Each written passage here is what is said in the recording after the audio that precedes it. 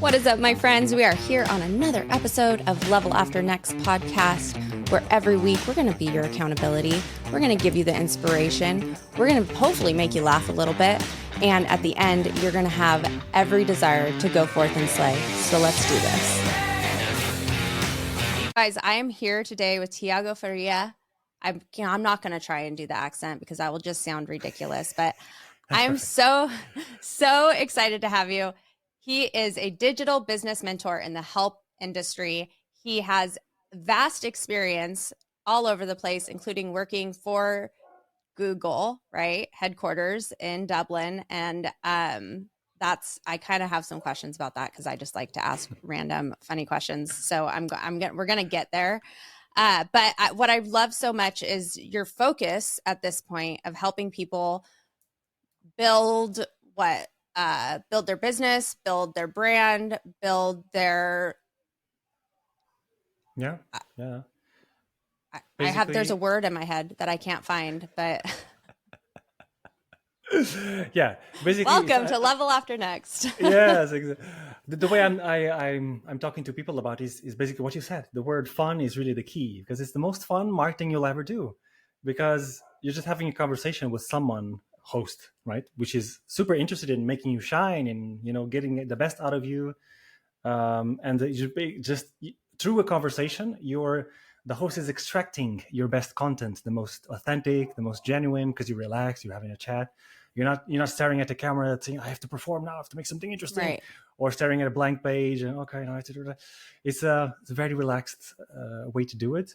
And you're having access to new audiences, right? The host has his own audience all the right? time, All constantly new audience. I mean, it's what's so interesting to me is that it's an overlooked area of advertising, I suppose. Yeah. To me, in my experience, and if you are listening, I'm talking exactly to you. People who listen to podcasts are they're just kind of a higher level of human. Higher level of human, I love it. You guys are some of the best humans out there. No, but truly they are. It means that they're taking time. They care to learn. Yes. They're interested in new thoughts. They're interested in growing, and whatever it is, even if it's a podcast about Legos, they have vested interest and are willing to take time to learn more, to hear more, no matter what the topic is. And so I do believe that when it comes to podcasts, it's not the same as social media where it's just like a great big online Maxim magazine trying to get your people's attention all the time. People listening to podcasts are here for it. And so it's one of the most genius ways to spread your message, talk about your business, share your expertise. It's probably far more effective. And as you said, it's a lot of fun. It is a lot of fun. So absolutely.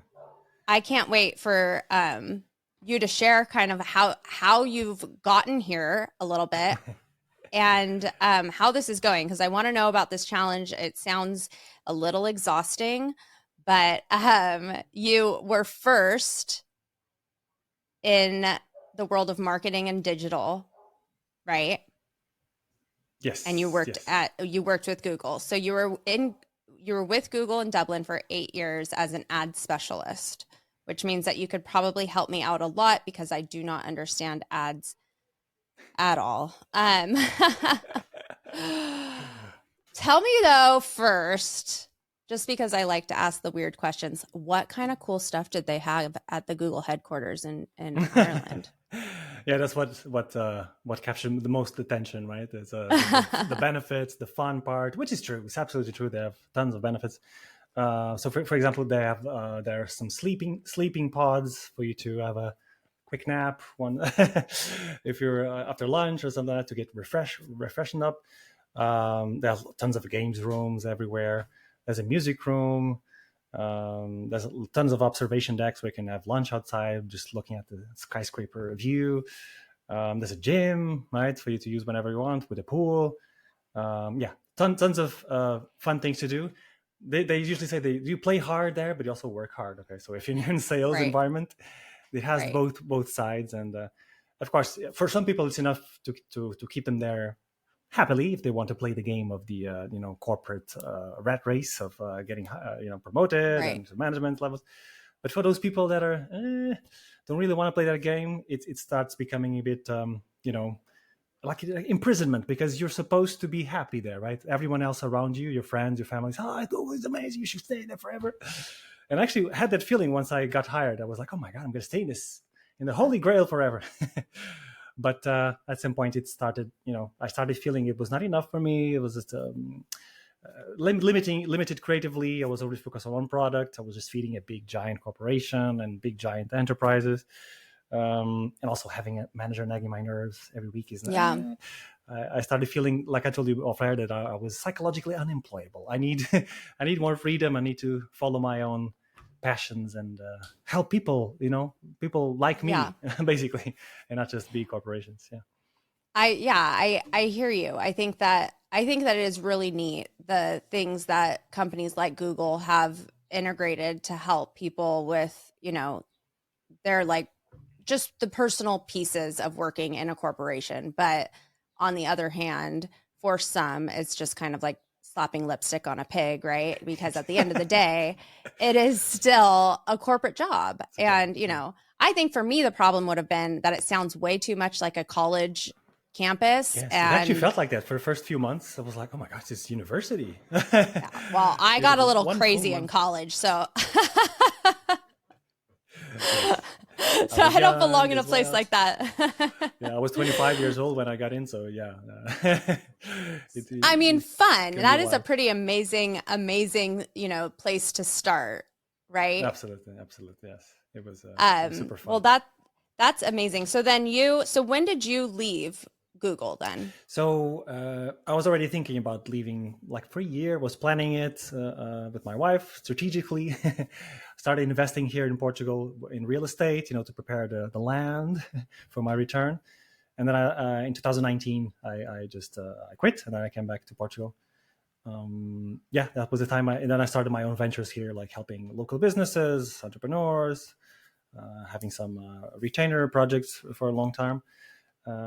Yeah, and for 5 years I explored everything, everything, Well, and and I love that you said that, you've had to fail forward quite a bit, which is something that I don't know. I think as entrepreneurs, we're all like, oh yeah, we know what that's like. Like, yeah, you got to fail, you got to fail. But I think that it's not talked about quite enough with those who are looking to build their own business or having a hard time even believing that they can, to understand that like failure is not, that's a failure is a step closer, right? Like it is going to happen. And the more that you are able to not just expect it, but also embrace it when it does, and then shift and continue to, um, the yeah, more likely you absolutely, are to succeed.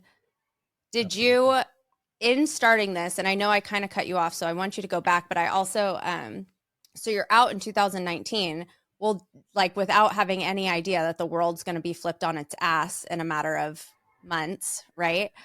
What was that like in this stage of kind of like in between? Had you already kind of planned the next move, or where were you at there?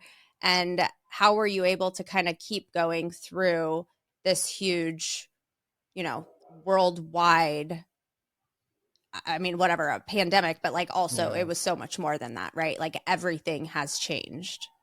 Yeah, most of my projects had to stop. I was doing like Google My Business for local businesses, and all the shops closed. They didn't need Google Maps anymore.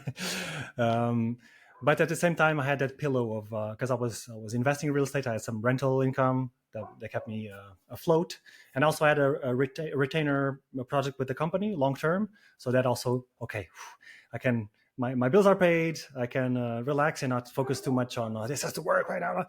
So that kept me with the experimentation mode on, and also maybe a big benefit for me as an entrepreneur was that I'm naturally a patient person, so I don't expect like immediate return or to anything. So I developed this sort of outcome independence that helps us survive through the when everything goes wrong, right? Everything when a client just quits on you, or or you try to do something that doesn't really work, that crashes, or some problems start happening, because problems always happen in our entrepreneurial careers, right? But that You kept just me going. introduced a new term that I feel would be very beneficial for you to, even if you don't have one, for you to make up an official definition for outcome independence. Like, explain what that means and like how it fits here, because I think that is like that's such a great term. Yeah, so I think it's a good trick for us to not fall into the shiny object syndrome, right? When you try one tactic, doesn't work immediately. Okay, I'm going to change completely, try something completely new, and keep doing that and fall into that trap. And instead of that, if we don't overly depend on having some results, immediate results, it will allow us to reach the momentum that is needed for something to grow enough until a point that, okay, this is not working, right? So the idea is that we should not try something that we need to do if it works, because if we keep this mindset of if it works, we'll keep jumping and jumping and jumping, because nothing immediately works, right? Everything is we live in a chaos. The natural state of things is nothing works, right? So we need to get enough momentum going on, and persistence and consistency until it works, right? So if we think about, I'll keep doing this until it works, you'll become outcome independent, because, okay, I don't need, and of course, but you need to, it's kind of an acquired kind of mindset, acquired skill that you can train. Of course, you need to have a vision. You need to think of where you are going, and be like, this is really I'm doing this because of this, because I want my family to be free, because I want to travel. We need to have that clear vision. We need to also have a plan to get there, right? And especially have some daily habits that are simple for you to not get overwhelmed, right? But that you do consistently. So all of those things help you become outcome independent, because I know I'm doing the right things. I'm doing something every day that keeps me motivated, that doesn't overwhelm me, that doesn't make me feel frustrated at the end of the day, because sometimes when we're working, hustling, at the end of the day, we feel, oh my God, I didn't do anything. I worked so many hours, but nothing happened. But if we focus on doing 1, 2, 3 key things every day, and okay, the day is done, our duty is gone, that will keep us going, and will allow us to reach the momentum needed, right, for something to really work. I couldn't agree more. And it's interesting because I work with a large sales team, and this is so true for so many of them. And you said something earlier too, where it's like it's not the same for everyone. The algorithm, or the exact what to do and when, is never going to be the same for any person or business, whether they're a storefront or online. And then when we are relying on our sources of success, like our feelings of success being based on these things every single day, then we can just kind of sink, rather than this long-term way of looking at things like you described. And not so the outcome independence is more about like in that day, right? And so maybe you didn't get a huge sale or sign a huge client, but did you talk to somebody? Something moved, right? Right. Did you do something? Because those are all wins, and I feel like the more, especially as entrepreneurs, that we can appreciate the work that we put in that doesn't necessarily have this immediate outcome, but even just a conversation like this, for me, it's a huge win. That's why I have a podcast, because I get to feel like I'm winning every day, meeting these amazing people and you keep stacking who encourage those little me. wins, right? Yeah. You keep stacking them until something comes out. And it will, and it does. And I love that. The long game is absolutely something that people have to be willing to kind of stick to. And then, as you said, with that kind of goal, that manifested life ahead. And so right now, what are you coaching?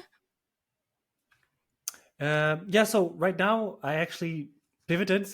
Before I was coaching, doing business coaching, helping people to create their unique, irresistible offers, and then tapping into their own network to create already to kickstart their business in a natural, stressless way, leveraging referrals, etc. But last year, something happened to me and my business that completely changed my mindset. So I can give you a context of what happened last year. So I was, as I told you, since 2019 until last year, I was creating content consistently. First, it was on my blog, then on YouTube, then on Facebook, and I really got exhausted. Staring at a blank page, trying to come up with something creative, staring at the camera. Now I need to perform. Like I said, it's going to be, oh my God, I need to come up with something interesting. So, and last year I completely burned out and I stopped doing it. Okay, it's enough of this. Started recycling my content, but that stopped working as well. So, and when you stop the machine that you're dependent on, sales also start going down, right? So I struggled to keep the leads coming in. I had to push people a lot, and it made me hate it even more. Wife was getting worried, everything was getting tight. And then I reached that valley of despair part when, okay, I wanted to grow, but I cannot go back to the hustle and grind of and the rat race of creating content. So yeah, it was unpredictable times, financial roller coaster, sleepless nights, thinking, okay, how am I going to start another month from zero? And we even considered jobs that had to be a way for me to, okay, this has to work. I've been doing this for 5 years. I just need to find something different, right? And then the most amazing thing happened to me. So just before we went on holidays, we went to Georgia here in Europe. Okay, a random country. Oh, okay, yeah. But it was very, very fun. And before I got on holidays, I received an email from my mentor. He had a new beta program open, completely aligned with me. No content creation needed, just good old, networking, referrals. Loved it. My wife agreed on it. Maxed out credit card. Oh my God, I committed to it. And then during the program, my mentor said that, okay, podcast guesting is an amazing way for you to increase your network. Like you said, you do it through being a host, right? But being a guest on the other side also is very interesting to create a network of amazing people. Right. Well, you're tapping into so many new networks when you're guesting. Yes. I mean, I just have my network here, but yeah, by guesting, you're reaching so many new networks. It's unreal. And you can't do that on social media. Absolutely. Especially if you're not paying for it. Yeah, and the hosts are super connectors, right? They know so many people. They interview some hosts that I talked to interviewed thousands of people. So it's insane. It's something it really worked. I went all in 4 months. As I told you, I booked 67 podcasts. Sometimes I go obsessive about these things. When I put something on my mind, okay, I'm going to do it until blood. I know how that goes. So it was true. Great partnerships happening yet. But Katie, what's the best thing that happened during that blitz? So one of the hosts after the interview, she sent me, okay, it's live, the interview is live, but she sent me 5 reels that I could use for me to share on my social media of interesting parts. And I was like, oh my God, this is free content, right? Seamlessly extracted from me through a natural conversation, a fun conversation. It was basically the dream marketing scenario, right? And also because I was tired of creating content, so this is the best way to create content. And also the dream selling scenario because you're having access to a new audience, right? You talk for 20 to 45 minutes. Those listeners get to know, like, and trust you. They listen to your story. They see you in action. So yeah, this is the both wins in both in the marketing and the sales perspective. I think it's really, that's why I love this podcasting strategy. So, but during that blitz, I made a ton of mistakes. I did all the mistakes possible. I learned a lot by testing, by trying different things, talking to a lot of hosts. Some even coached me for free. Even there was a lady that didn't allow me on her podcast because I wasn't a match. And she said, Tiago, can I give you a piece of feedback? You're giving a lot of advice, and not standing out from the pack. You should have your framework. You have some hook, so something more that makes it unique for you. So I got a lot of amazing feedback. And in the meantime, I was posting all those interviews on my LinkedIn. And some people approached me saying, Tiago, what the hell? Why are you suddenly everywhere? What are you doing? Can you show me how to do it? And that's exactly how I shifted my business to give people this dream marketing scenario, this fun, having a fun marketing. So because you don't have to create content, it gets extracted from you. my clients also, I have a done for you service, then they get the benefit of having dozens of reels out of one interview, right? Because it's part of it. Yep. I'll extract those interesting parts and send it to them. They can use it. Gives a dream selling scenario. So yeah, we're told to create content every day, add value, but it just stuns us. It makes us kind of procrastinate. Sometimes we lose 1 hour to create a reel, and you could use that hour. And then to be it doesn't, interviewed. and then nobody even sees it. Yeah. Or we use AI or hire VAs to create content for it, but that removes the authenticity, right? And the connection. It does. Which is critical components of the sales. Yeah, absolutely. And I feel you. Content creation for me, it's like if it's not something that's just like fun to do right in that moment, you know, it is a lot. And the only things that I have go viral are the weirdest videos that have nothing to do with business whatsoever. Your cat, or it's like one was like my dad and I playing with a nose filter. And I'm not kidding. I'm like, I got nothing from this. It does tell me a lot about the business though, and in social media. And I could not agree more. And, yeah, I mean, and it's beautiful what is so possible with, you know, with podcasting and with the AI system of being able to extract those clips so easily. And then I need to do a better job of getting those clips to my guests, because it's a gift. And so, yeah, I just think that that's great. And so for you, essentially, after all of your experience, you feel that podcast guesting is one of the best marketing methods. Yes, absolutely. Because of all these wins, right? You, first of all, have access to new audiences, as we said, right? Amazing people that would be your ideal clients if you select it strategically, of course. You also get to network with amazing people that can become either maybe your clients if they're, you know, your target audience, for example, and if you approach it correctly, you ask questions, you show you're interested, you're curious, or they can become referral partners for your own program, right? So nurture relationship is very important.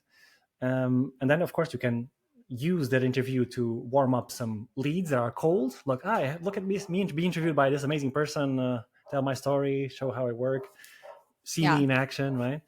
And then also, of course, leverage each interview even before it goes live. You don't have to wait. Some podcasts take months to publish the interview. So you can leverage it and start creating micro content for your social media, maybe the blog post even with your transcription, some quote cards. So there's a lot of things that come out of it, and everybody wins. You know, the host is happy because it's free content for him. The guest is happy, access new audiences, free content, and the audience also gets a lot of benefit out of it because we're adding value consistently. Absolutely. Right? It's super abundant.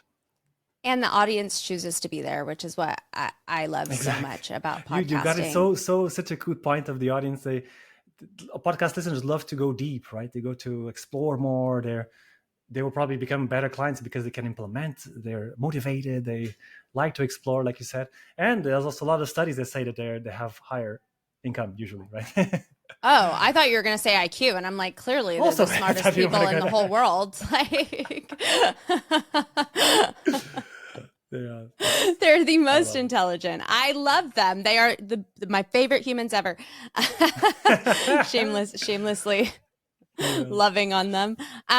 Yeah. So okay. So how would you have people start? You know, beginning to pitch themselves, or begin trying to show up on podcasts? Where do they start? How do they sell themselves? What's the best way to do that? I have my own opinions as far as like who I'm looking for, but I am, because I haven't guested on podcasts for a while now, and I miss it because it is like, to me, it's like it's easier. Yeah. Because I'm just answering questions. Right like, and I miss it, but exactly. Absolutely. Share like if. Go ahead. Sorry. So it's a great question. So I structured it in a way that's maybe easier for me to explain and for people to understand. So I call it even the dream method, because of what I said, the dream marketing scenario, dream selling scenario. It has the 5 stages, of the dream. So the D for dream, D is design. Where you position yourself to be an amazing guest and become an easy yes for hosts, right?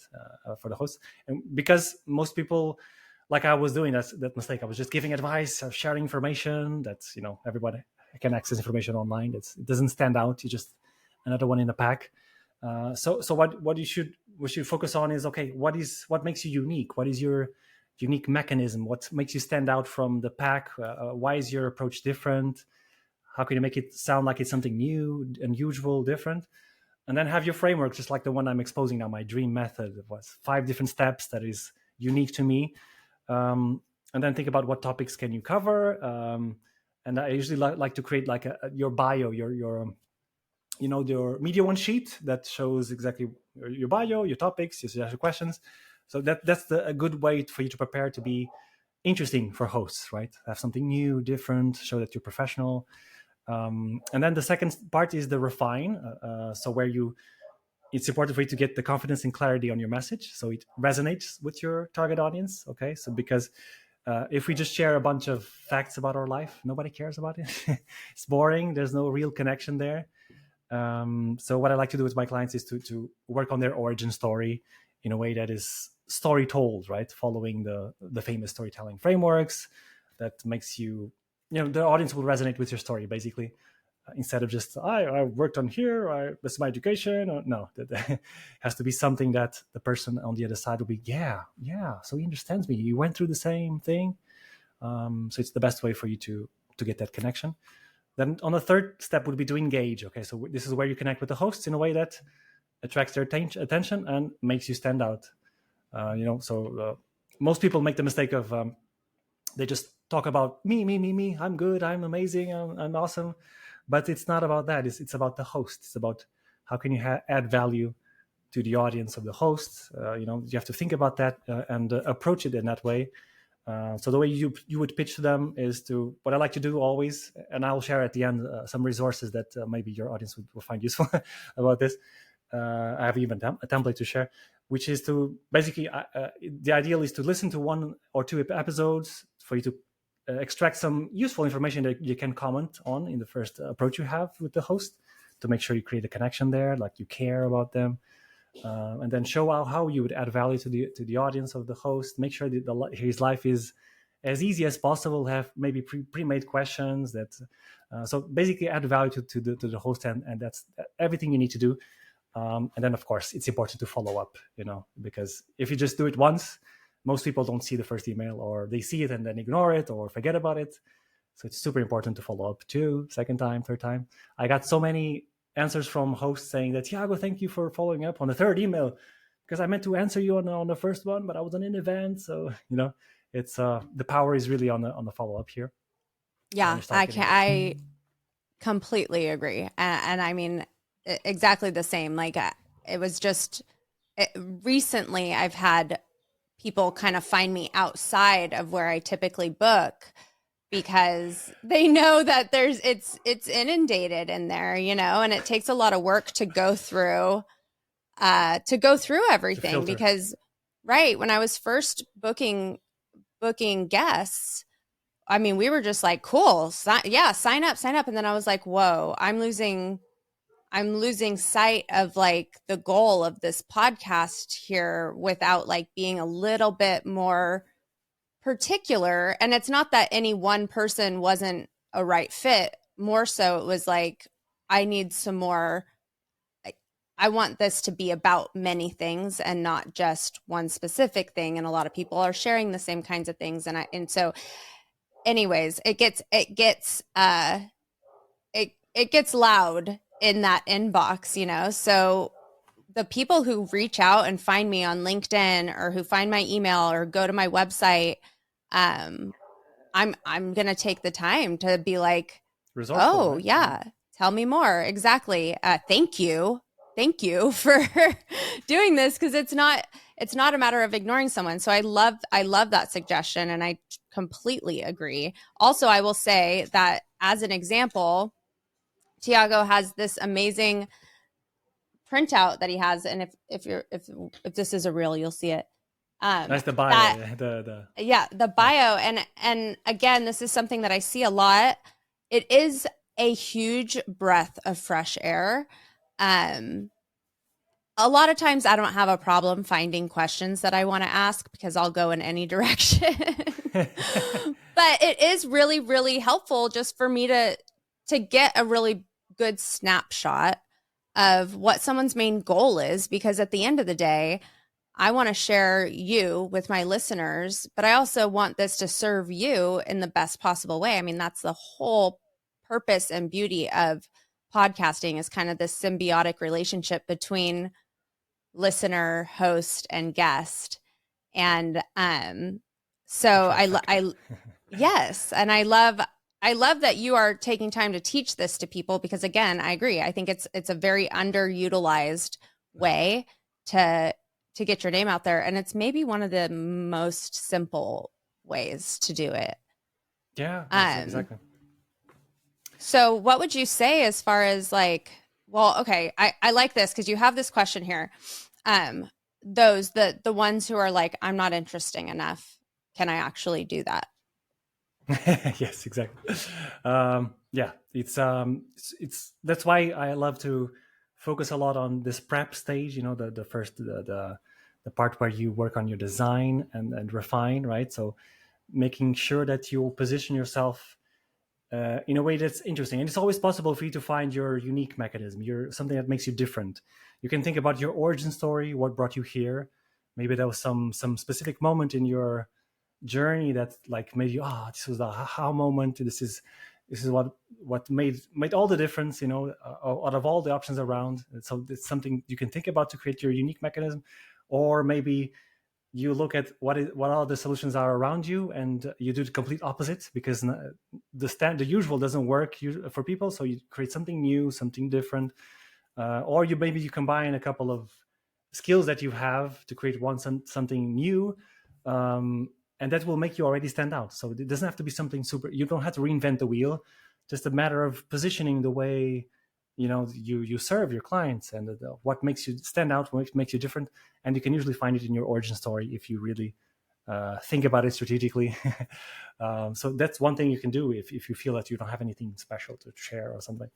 And then, of course, think about your origin story, but in a strategic way, not just a bunch of facts.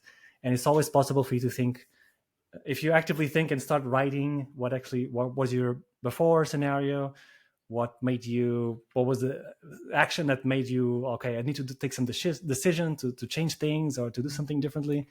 And then what made you, okay, what kind of steps did you take? How was the journey?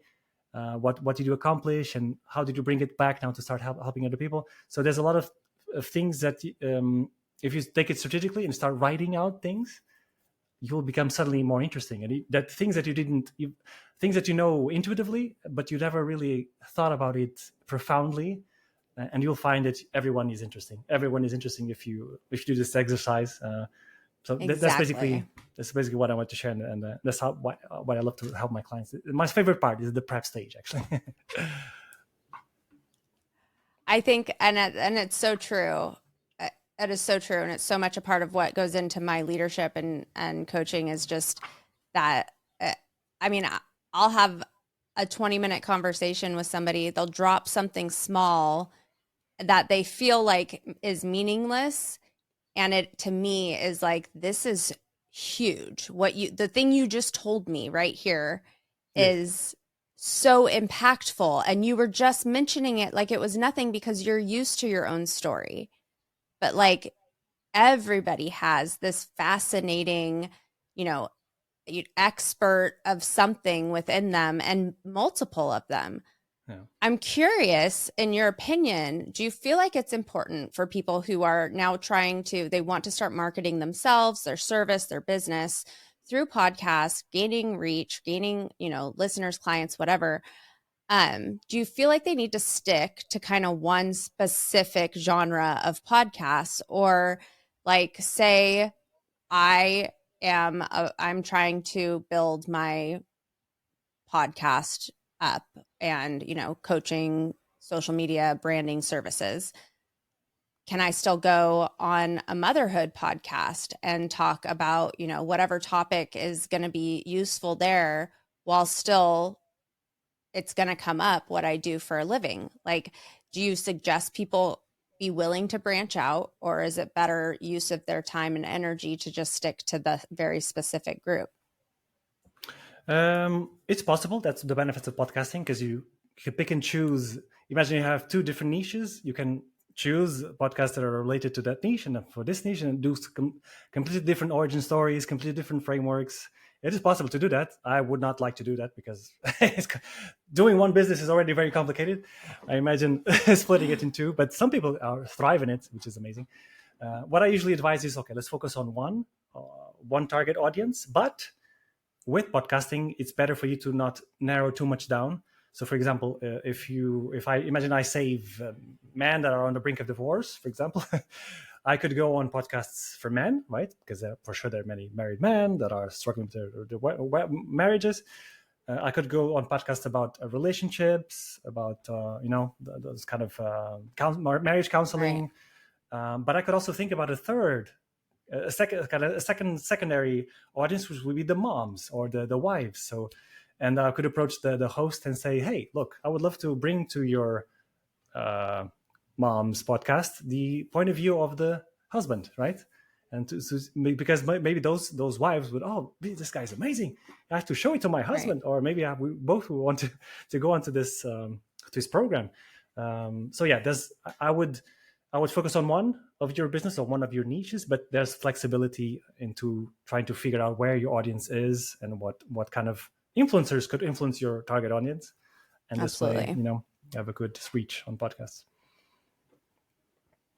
I love it. So, I mean, as far as how much of this do you feel is beneficial to be someone's their part, what piece of the pie is podcasting when it comes to a marketing strategy? In your opinion, what should it be? Is it like a third of it? Should it be where they spend most of their time as far as marketing goes? What is when you're utilizing podcast guesting, what do you feel is the kind of the best combination and utilization of it as far as marketing? Yeah, you can either go hardcore and really focus on podcast guesting and do a ton of a huge tour, and then leverage all of that to create multiple different kind of micro content out of it. And out of that, it's possible to have an amazing business like that. But podcast guesting is also something that multiplies whatever you're already doing. It could also be seen as that in that sense, because you'll have access to new audiences. You can then send your interviews to your cold audience, the cold leads that need to be warmed up. I would say that it can be both done both ways. If you want to do it more aggressively, it can be your whole marketing strategy, because you have access to new audiences. You can leverage everything for your own audience. You have referrals from the host that you can create a nurture relationship. So it's basically to become your only marketing activities if you really want to do it. Or it can be complementary to what you're doing and multiply the effects of what you're already doing. But yeah, I like it to be as much as possible my only marketing activity, so that I just with one interview I can relax, and then everything comes out of it. Well, and like you said, you get so much out of it, from content to the reach. So as far as converting the listeners from these podcasts, how do you have a strategy for that? Because in some cases, depending on how active the podcast is on social media or on YouTube, it's just kind of, they're just floating there, right? How are we going to catch them? The listeners, right? I was describing my dream method, and I stopped at E from engage. It was actually the next step, which is attract. So to be yourself, magnetically attract your dream clients. Because if you just, I made this mistake of doing it on most podcasts. It was having a pointless conversation with no logical next step. At the end of the podcast, I would say, follow me on social media or book a call, something like that. That doesn't work, right? So we need to have a compelling call to action at the end, which I can give an example here at the end if you want. Well, what's your compelling call to action? Exactly. But yeah, if you want, I can. Yeah, so I can give an example here. Because Yes. Let's give us the M. Is that the last one that we're working we're with? missing the M, Okay, which is give us the multiply. M. Multiply, so leveraging the multiple marketing assets out of each episode, even before they go live. That's the idea, so that you can start immediately getting content for your own social media, giving credit to the host always to nurture relationship in that way. Because most people go on interviews, I was doing that as well, and then they just forget about it and never talk to the host anymore, and that's an opportunity lost there, right? It's the most profitable period because you just had an amazing experience and a relationship. The host saw you in action. You clicked there, so it's very important for you to leverage that both on the relationship with the host and also on leveraging the content for your own social media. So this is absolutely. how the dream method works. I love all of this, and it's all just so true. I mean, my best business connections and networks and people that I connect with other people regularly have been found through podcasting. And honestly, the possibilities are endless even outside of this marketing. So what can how do we connect with you? What can what gem do you have to offer? How do people find you, and how do we learn more from you? What you got for us? That's awesome, Katie. Thanks so much. So yeah, I said a whole bunch of things for your listeners for free because I know how hard it is to get booked. I was there to impress the hosts, to know exactly what to say, to be an amazing guest.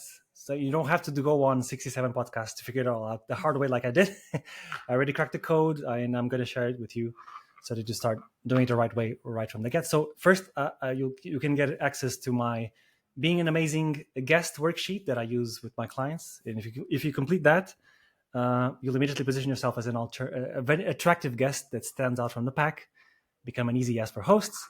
But I'm also going to share with you the origin story worksheet, right? Like we discussed, that you simply have to answer a few prompt questions, and you can craft an origin story that is that resonates with the listener, that will keep their attention.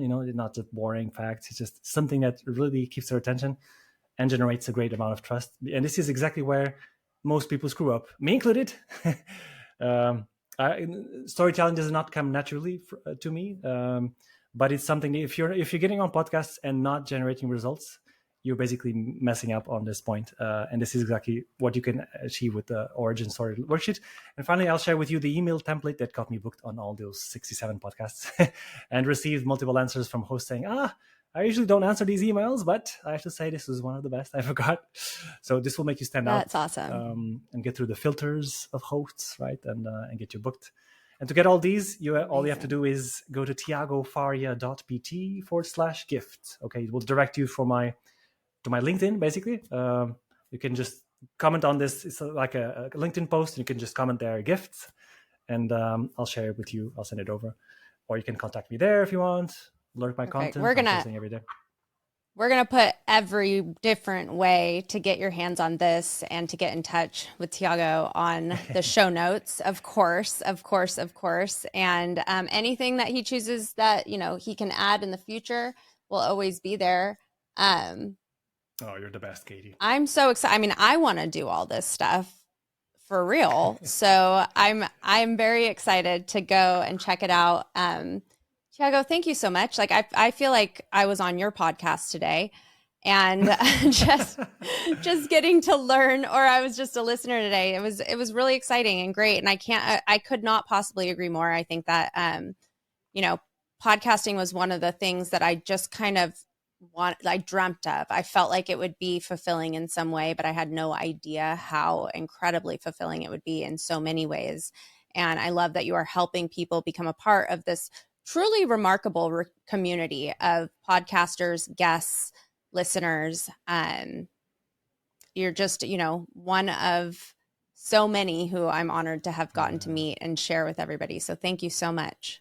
Thank you. It was such a pleasure. I love to be part of this community. It's absolutely amazing. It was a pleasure meeting you, Katie. Thank you so much. Likewise. All right, you guys, go check it out. Get yourself the free gift, because honestly, figuring these things out they won't just get you on podcasts. They're going to help you in your business in general. They're even going to help you when you're feeling awkward at like a baseball party where you don't know anybody. So get your origin story down and go check out Tiago. I have so enjoyed this. Thank you again, Tiago. Thank you, everybody. Go forth and slay. All right, there it is there. Thank you so much for joining us today on Level After Next podcast. Go ahead and subscribe so you don't miss anything. Or if you really don't want to have any FOMO, head over to levelafternext.org where you can catch up with all the things. Peace out.